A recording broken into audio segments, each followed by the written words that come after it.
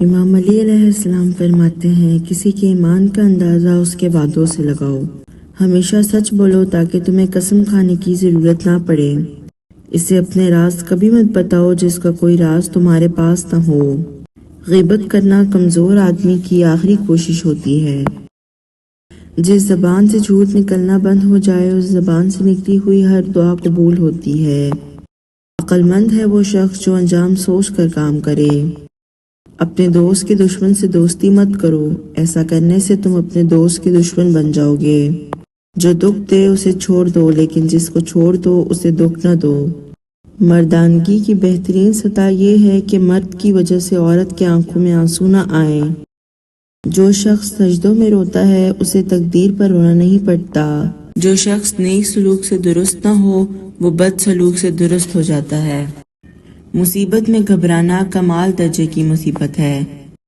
جہاں آپ کی عزت نہ ہو وہاں مت جاؤ، چاہے وہاں آپ کو سونے کی پلیٹ اور چاندی کی چمچ میں ہی کیوں نہ دیا جائے۔ دنیا والے ایسے سواروں کی مانند ہیں جو سو رہے ہیں اور سفر جاری ہے۔ اس شخص کو دوست مت بناؤ جو کسی محفل میں آپ کو شرمندہ کرنا چاہے، چاہے وہ مذاق میں ہی کیوں نہ ہو۔ جسے قریبی چھوڑ دیں گے اسے بیگانے مل جائیں گے۔ موت کو ہمیشہ یاد رکھو مگر موت کی آرزو کبھی مت کرو۔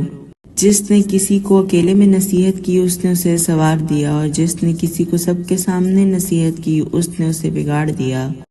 مجھے تعجب ہے اس شخص پہ جو اپنی برائیوں کو جانتا ہے لیکن جب اسے برا کہا جائے تو وہ ناراض ہو جاتا ہے۔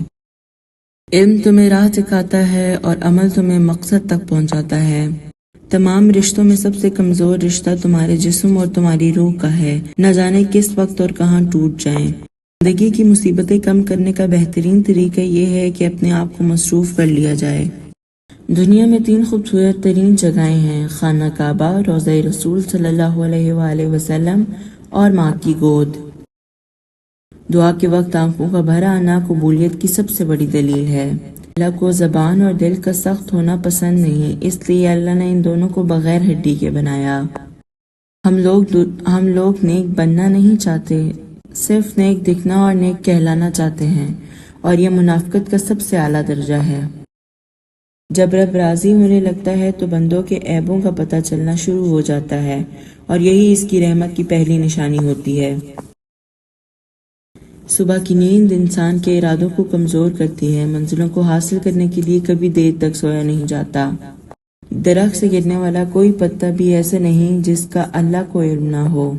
4 خوبیاں انسان کو باکمال بنا دیتی ہیں: ٹھنڈا دماغ، میٹھی زبان، نرم دل اور چہرے کی مسکراہٹ۔ ہمیشہ خوش رہا کریں کیونکہ یہ بہترین انتقام ہے ان لوگوں سے جو آپ کو اداس دیکھنا چاہتے ہیں۔ جو لوگ غصے کو پی جاتے ہیں اور دوسروں کے قصور معاف کر دیتے ہیں، ایسے لوگ اللہ کو بہت پسند ہوتے ہیں۔ اخلاق کبھی نہیں ہارتا اور تکبر کبھی نہیں جیت پاتا۔